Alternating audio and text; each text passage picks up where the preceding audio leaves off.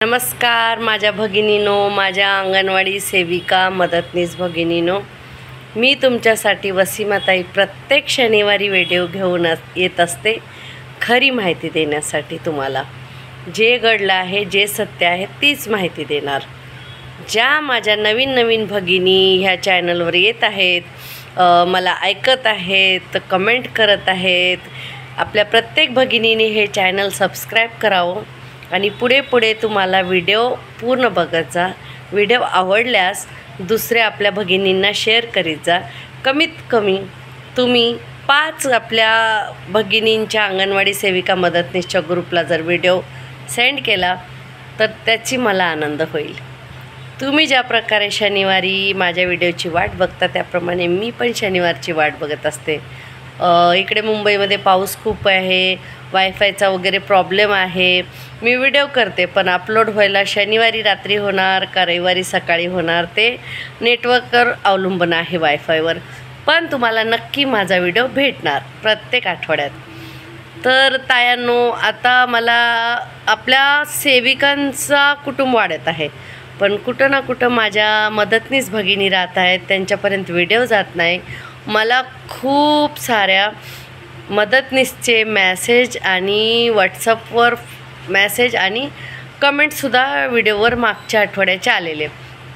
तर तायांनो, सेविका मदतनीस म्हणजे अंगणवाडीचे आपण माळी आहोत आणि अंगणवाडी म्हणजे एक आपली बाग आहे आणि त्याच्यातील मुले ही आपली फुले आहेत, बरोबर।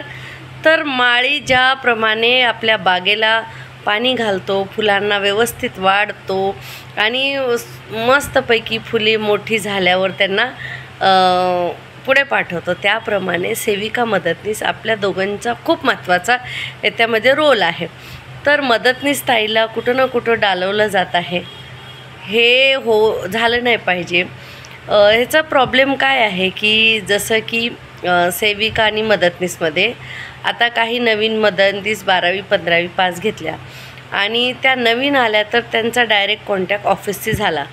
मग त्यांना बिचाऱ्यांना एवढं काम दिलं मदतनीसला आणि त्यांना सांगितलं गेलं की तुम्ही सेविका होणार, तुम्हाला कम्प्युटर येते का, हे येते का, ते येते का, ऑफिसकडून अशी कामं घेतली। त्यामध्ये मुख्य सेविका कमी आहेत, भरती वर स्टे आलेला आहे, सगळ्यांना माहीत आहे।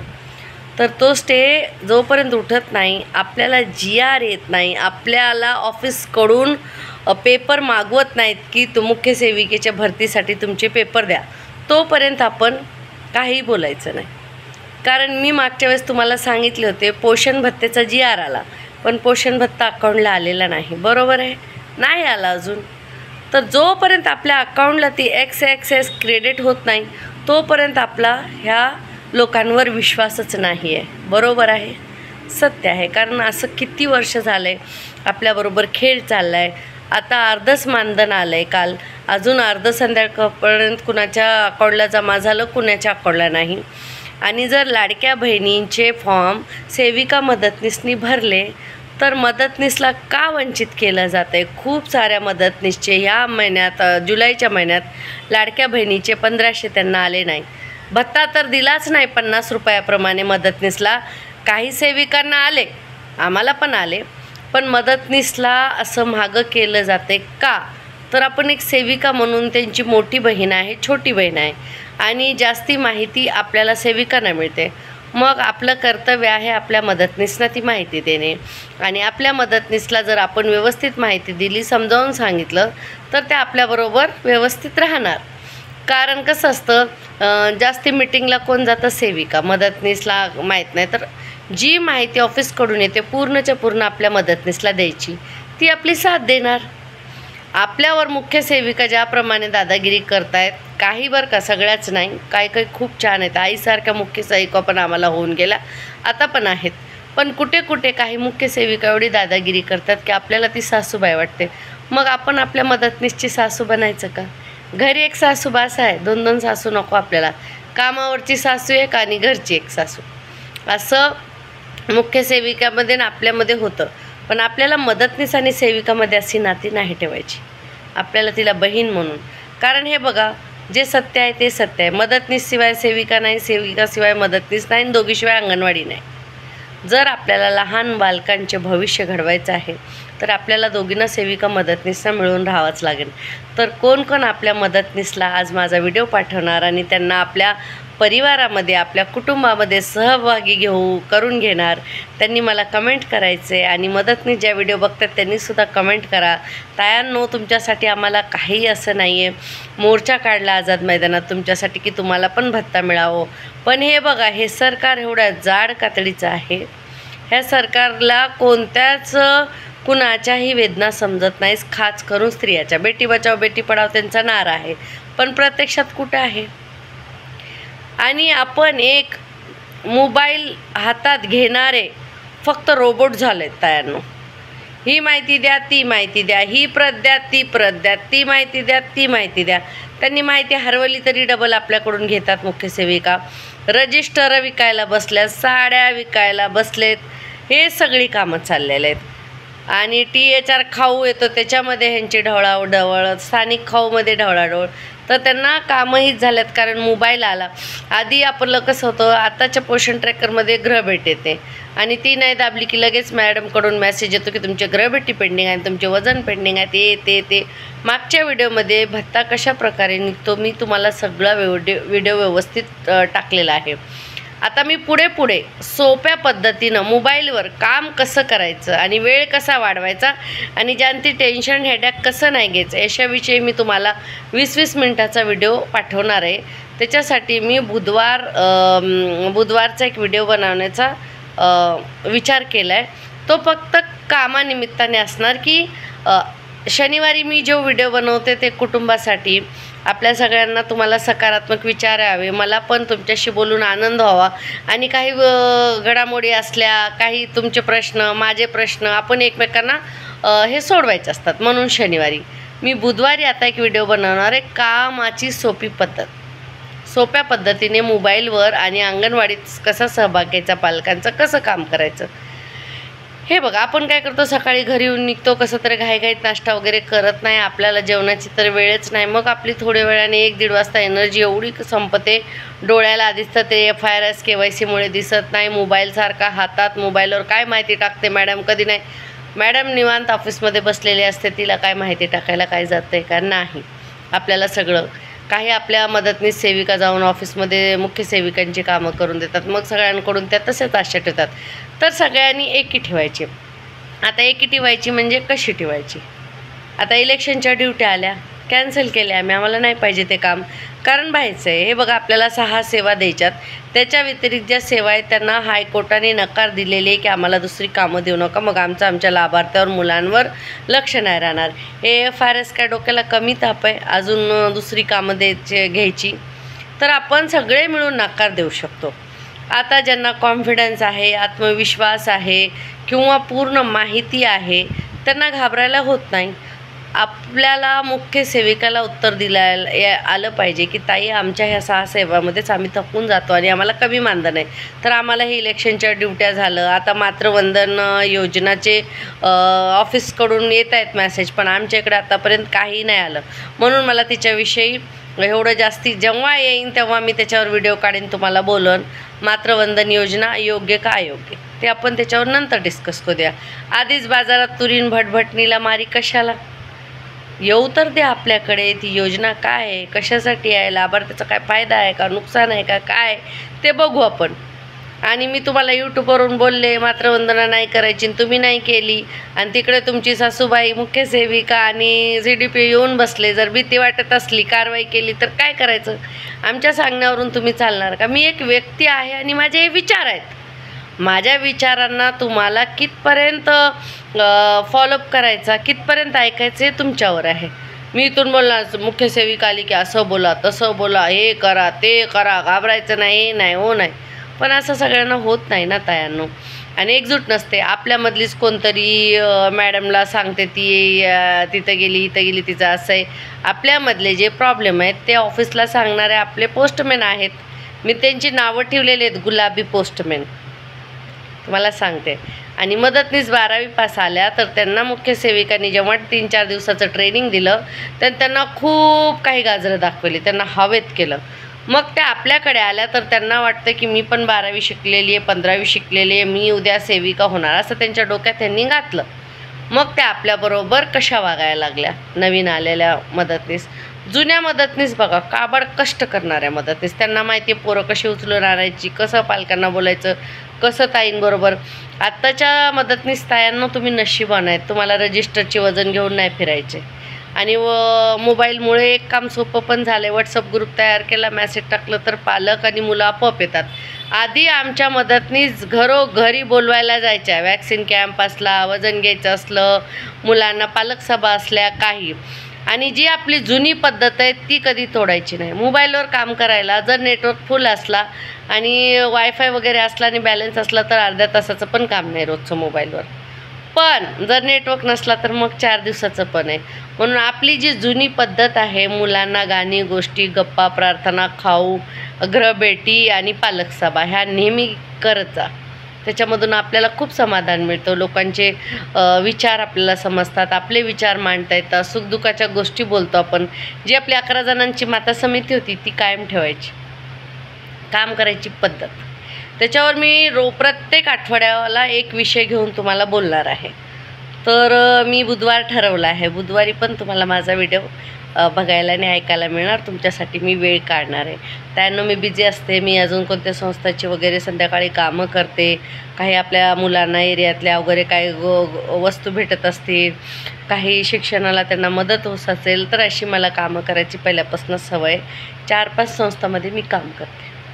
तर घरचं काम, परत अंगणवाडीचं, परत युनियनमध्ये काय असले प्रॉब्लेम सगळे आपल्या भगिनींचे ते प्रॉब्लेम.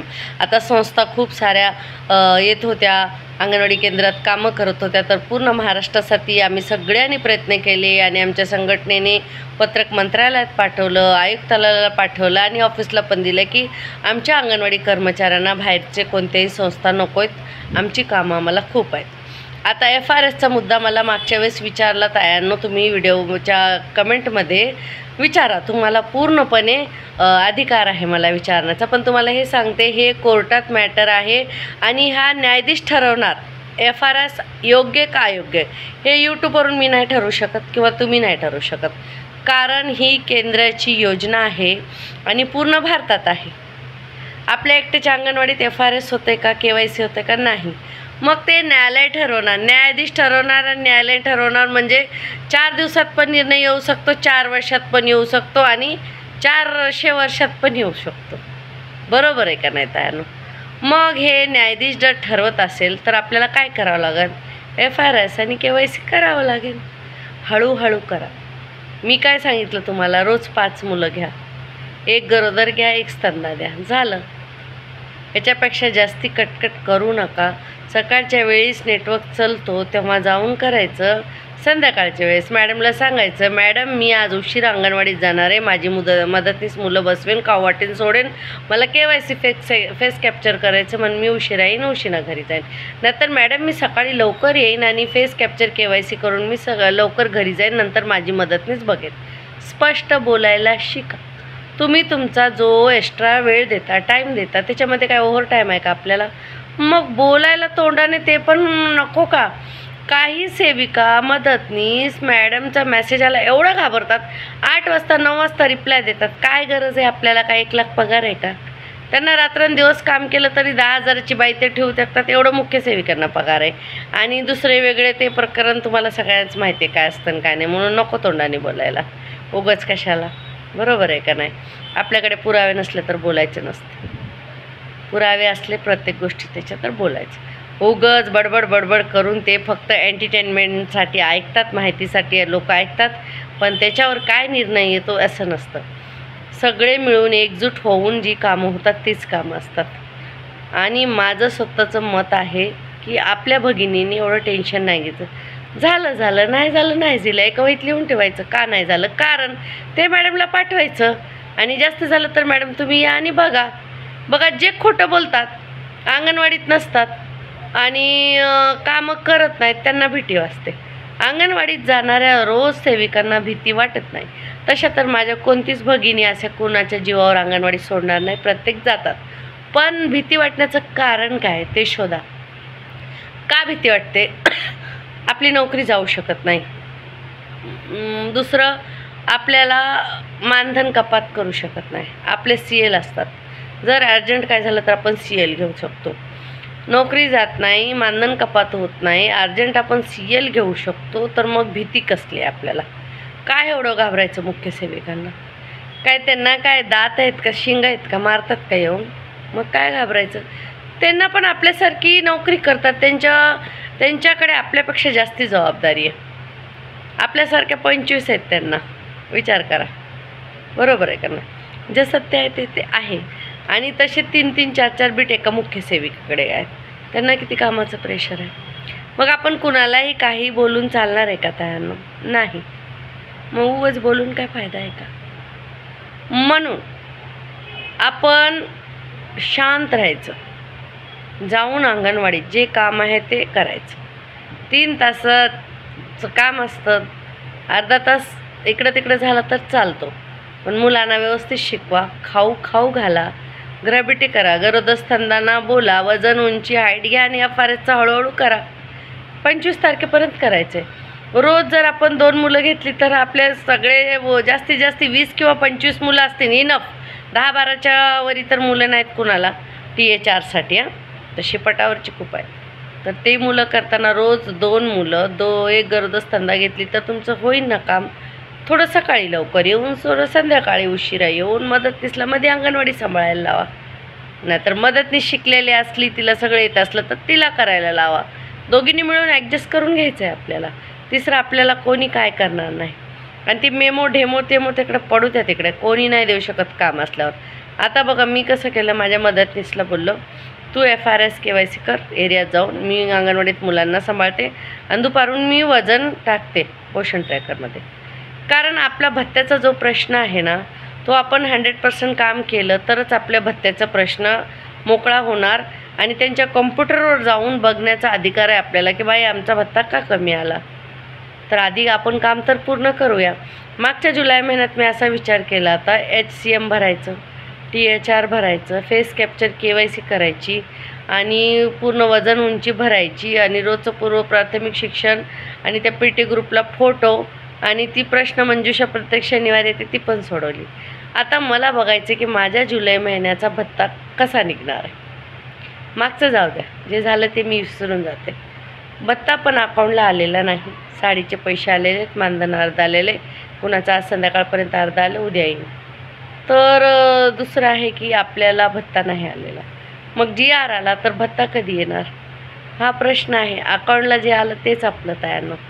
काहीही बाता मारू द्या, काहीही आश्वासन देऊ द्या, हे सरकार खोट्यावर खोट्या बातम्या देतं, खोट्यावर खोटी आश्वासन देतं. किती आमदारांनी, खासदारांनी, किती साऱ्या लोकांनी आपले मुद्दे उचलले, त्यांनी याच्यावर लक्ष दिलं का? नाही. त्यांना आपलीच पडलेली आहे. मच्छी मार्केट, भाजी मार्केटसारखी भांडणं आहेत त्या आमदार खासदारांची. तुम्ही बघा मुद्दे काय असतात. तुम्हाला फुकट शिक्षण देणार नाही कोणी, तुमच्या मुलांना पण नाही. गोरगरिबांच्या फुकट तुम्हाला काय देणार? 5 किलो धान्य, 1 छत्री, 1 रेनकोट. शिक्षण फ्री करणार आहेत का? शिक्षण जर समजलं तर लोक हुशार होतील आणि मग ह्यांच्या दुकानं बंद होतील ना. हे सगळं नेत्या मंडळीची चाल आहे. आणि किती पार्ट्या आहेत, काय राहिले ते पॉलिटिशियन, कोणत्या मंत्र्याला फॉलो करायचं. रात्री आम्ही बोललो, हो मंत्री साहेब, भाऊ आम्ही तुमच्याबरोबर, भाऊ सकाळी कुठं जायचं माहीत नाही. मग कुणाचं ऐकायचं नाही, कुणाचं नाही ऐकायचं. म्हणून तायानो, पैसे अंगणवाडीपेक्षा वेगळे कसे कमवायचे, त्याची संधी कशी मिळवून द्यायची, अंगणवाडीचं स्मार्ट वर्क कसं करायचं, आपण डिजिटल झालेलं. तर आता मी बुधवारी एक व्हिडिओ काढणार आहे, त्याच्यावर 20 मिनिटाचाच व्हिडिओ राहणार आहे. कारण माझ्या खूप भगिनी बोलल्या, ताई तुम्हाला ऐकावं वाटतं, व्हिडिओ जरा छोटा करा. मी त्यांची पण मर्जी ठेवणार, कारण होत असेल बोर, नाही ऐकावं वाटत असेल तर बोलत असतील, मला काय वाईट नाही वाटत. मला मी सांगते, जेवढ्या माझी चूक आहे तेवढी सांगा, फक्त शब्द व्यवस्थित वापरा. काही लोकांनी जे शब्द वापरले ना त्याचे उत्तर मला द्यायला येतं, पण मी लक्ष देत नाही. कारण बघा त्यांचं तोंड खराब झालं, त्यांनी काही दिलं तरी मला देऊन गेले, माझं काही घेऊन नाही गेले. बरोबर आहे का नाही? वरी बसलाय तो हिशोब करणारा. आपल्याच लोकांचे पाय खेचल्यावर आपल्या लोकांनी जायचं कुठे? अरे सेविका मदतनीससाठी तुम्ही संघटना काढताय, सेविका मदतनीसचं काम करताय आणि तुम्ही सेविका मदतनीसला दलाल बोलताय. तर मग आमच्या दलालाची संघटना तुम्ही कशाला तयार केली? ज्यांना बोललं त्यांना बरोबर लागणार. लेकी बोले सुने लागे. मला असले शब्द कमीत कमी आपल्या सेविका मदतनीसला दलाल बोलू नये. एकतर आम्ही सफर करतोय, आम्ही सगळीकडून परेशान, ऑफिसकडून परेशान, एरियातून परेशान, संघटनेचे पदाधिकारीकडून, सगळ्यांकडूनच आम्ही सफर केलं तर जायचं कुठे? आमच्या संघटनेचे पदाधिकारी आम्हाला समजून घेतात. आमच्या ज्या काही गोष्टी असतात त्या शेअर करतो, त्याच्यावर आमच्यासाठी काम करतात. मग आम्हाला काय पाहिजे? मी माझ्यासाठी बोललेले, मी फुल डे संघटनेत सकाळी 8 ते 10 रात्री नाही बसू शकत. ज्या बसतात त्यांची अंगणवाडी कोण चालवतं मला माहीत नाही. आणि व्हॉट्सअपवर आणि यूट्यूबवर जे कामं करतात ते काम कसं होतं ते पण मला कळत नाही. प्रत्यक्षात जाऊन भेटावं लागतं, बोलावं लागतं, निवेदन द्यावं लागतं, पत्रक द्यावं लागतं, सह्या घ्याव्या लागतात सगळ्यांची. आणि किती सभासद आहेत आपल्या संघटनेत ते तिथं प्रत्यक्षात दाखवावं लागतं. पेपरवर पण दाखवावं लागतं आणि संख्या पण दाखवावी लागते. उगाच ते वडवड केल्याने कामं होत नाही. म्हणून तायांनो, तुम्हाला नेहमी सांगते मी, जीपे तर अजिबात कुणाला करायचं नाही, कोणी असू द्या. पर्सनल व्यक्तीला पैसे कोणीही पाठवू नका. जीपे तर अजिबात नाही पाठवायचं. कशासाठी? का? ऐकू द्या ना वावरण, करू दे ना काम. एवढा छंद पडलाय तर ज्यांना करायचे त्यांना. संघटना पण आपल्यामुळे आहे, आपण संघटनेमुळे नाही, हे लक्षात ठेवा. सगळ्या अंगणवाडी सेविका मदतनीसच नसल्या संघटनेत, ती संघटना काय करणार आहे? आपण आहोत म्हणजे संघटना आहे. जी आपण माहिती देतो, जे आपले प्रश्न असतात त्याच्यावर संघटना काम करते. संघटनाची पदाधिकारी मनाने काही काम करू शकतात का? नाही. आपल्यासाठी जर त्यांना भांडायचं तर आझाद मैदानात त्यांना आपल्यालाच बसवावं लागतं, आपल्यालाच पुढे करावं लागतं. न्यूजवाले आले, सोशल मीडियावाले आले, पत्रकार आले तर आपल्याशी बोलतात. बरोबर आहे का नाही? संघटनेत फक्त बाहेरची 4 लोक असू शकतात, याच्यापेक्षा जास्त नाही. पण आमच्या संघटनेत ती 4च लोक एवढे महत्त्वाचे आहेत, ते सगळं काम करतात. शासकीय दर्जाची केस आमच्या संघटनेने टाकलेली. नाव सांगते परत, महाराष्ट्र राज्य अंगणवाडी कर्मचारी संघ. आणि 7 संघटना ज्या कृती समितीच्या आहेत त्यांनी FRS आणि KYCसाठी हायकोर्टात केस टाकली, कोर्टात. आणि ते न्यायालय ठरवणार ते योग्य काय. वसीमाताई FRS बंद करा, नाही बंद करू शकत आहे, आणि मला सुद्धा करावं लागतं. हे उगाच कोण बोलत असं ना मी बंद करतो किंवा करते, कसं करणार त्यांना प्रश्न विचारा. माझं पण कर्म नाव बाई, खूप कंटाळा आहे. एवढं पालक नाक तोंड वाकडं करतात. काय देता हो तुम्ही, कशासाठी फोटो घेता, हे करता, तिला उभा करायचं, तिला म्हणायचं डोळे मिच बाई, असं कर बाई, तसं कर. आणि ते आपल्या प्रेमामुळे आपण जातोय, आपल्यावर क्यू करून देतात होय लोक फोटो FRSसाठी. काय त्यांना भेटतं म्हणून देत नाही. पण लोकांना पण आपण समजावून सांगायचे, त्यांना तुमचं KYC फेस कॅप्चर झालं नाही, उद्या जर सरकारचं डोकं फिरलं आणि सरकारने काय तुमच्यासाठी योजना काढली तर मग तुम्ही त्याच्यापासून वंचित राहा. नंतर आम्हाला नको सांगू, असं बोलून घ्या. FRS KYC खोटं नाही बोलत आपण. काही ह्या सरकारमध्ये कधी पण काही होऊ शकतं. कधी लाडक्या बहिणीला पैसे देतील, तर कधी लाडक्या सुनाला देतील, कधी गर्भवतीला, स्तंदाला, तर कधी किशोरवयी मुलींना, मुलांना. काय करेन सरकार?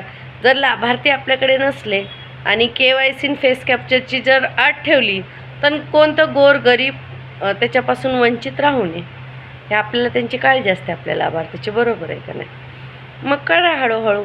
हे बंद आपण नाही करू शकत KYC फेस कॅप्चर, तुम्हाला स्पष्ट सांगते मी. ते न्यायालय ठरवणार, न्यायाधीश ठरवणार, त्याच्यानंतर काय ते होणार. ही भारत सरकारने काढलेली योजना आहे, म्हणून हे आम्ही नाही बंद करू शकत. यूट्यूबवर, व्हॉट्सअपवर, फेसबुकवर, लाईव्ह 5वर तर बंद होतच नाही. माझं एवढंच म्हणणं आहे, मदतनीस सेविका मिळून राहा, दोघी मिळून कामं करा. आणि मदतनीस आपल्याबरोबर राहते तर तिला पण सन्मान बहिणीसारखा भेटलाच पाहिजे. आणि मला नवीन आलेल्या मदतनीसना पण कळकळीची विनंती आहे आणि सांगणे की आम्ही जुन्या सेविकांनी खूप मेहनत केली, जुन्या मदतनीसनी खूप मेहनत केली, तुमच्यासाठी मार्ग खूप मोकळा आहे. जर सेविका तुम्हाला मोबाईल देत असेल तर मोबाईल कामवर तुम्हाला काम येतं आहे तर सोपं होईल दोघींनी मिळून काम केलं तर, बरोबर आहे का नाही. जिथे वयस्कर सेविका आहे तिथे तरुण मदतनीसनी मदत करावी, जिथे वयस्कर मदतनीस आहेत तेव्हा तिथे तरुण सेविकांनी मदत करावी. एक दोघींचा हात पकडून पुढे चालायचं आहे. आणि किती केलं तरी 40 नंतर चष्मा लागतो आणि त्या मोबाईलने तर कंबरनं हाडं मोडलेत. आमच्या इकडे मुंबईला किती लोक व दाट वस्ती असते, 3-3 माळ्याची घरं, दिवसा गेलं तर टॉर्च घेऊन जावं लागतं त्यानं. आणि पाऊस वरून धोधो धोधो, आबाळाचं पाणी कमी आणि ते छपऱ्याचं पाणी जास्त. भिजून भिजून मी तर एवढी आजारी झालेली, मी किती दिवस पडले होते. पण काय करावं, करते, मी पण करते. FRS KYC मी पण करते तयारनं, ते करावंच लागतं. नाहीतर सारख्या चाबूक असतात ग्रुपमध्ये, मग का नाही झाले, यांचा मेमो काढा, यांच्यावर कारवाई द्या, उगाच ती पादरे पावटे आणि भीती दाखवतात ती. त्याचं आपल्या काय नोकरीशी घेणं देणं नाही. फक्त लाभार्थी कमी झाले तर बाजूच्या अंगणवाडीला मर्च करतील असे ते धमक्या देत आहेत. प्रत्यक्षात अजून असं काही नाही. आणि GR आला म्हणजे लगेच भत्ता अंगावला येतो असं पण नाही.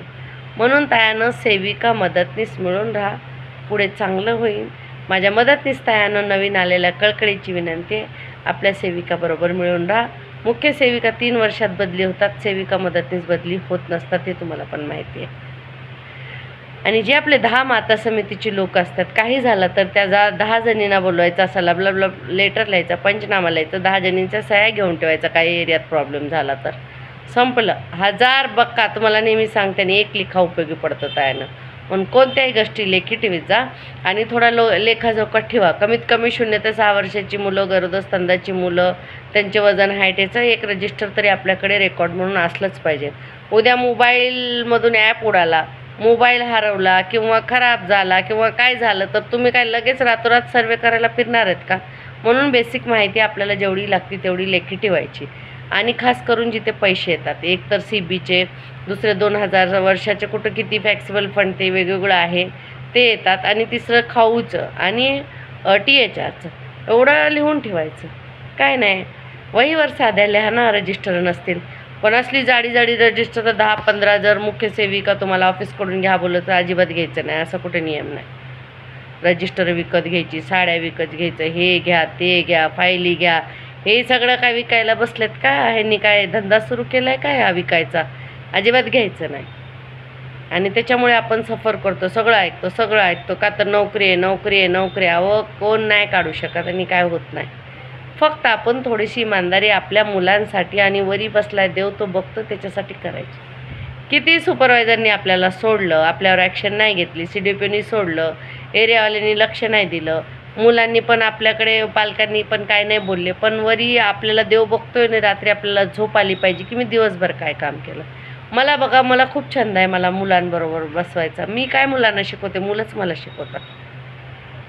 आणि माझं रेकॉर्ड मी मेंटेन ठेवते, मोबाईलचं काम पण करते, कारण मला ती किटकिट नको आहे म्हणून करते. जिथं शक्य नसेल तिथे नका करू, रजिस्टरवर लिहून ठेवा. असं आहे. आता मी इथून खूप बोलेन, व्यवस्थित काम करा, मोबाईलवर सगळं व्यवस्थित करा. तुमच्याकडे नेटवर्कच नाही, मोबाईलचा प्रॉब्लेम आहे, लाईटच नाही, चार्जिंग नाही, तर माझ्यासारखीनं बोलून काय फायदा आहे? फायदा आहे का? नाही.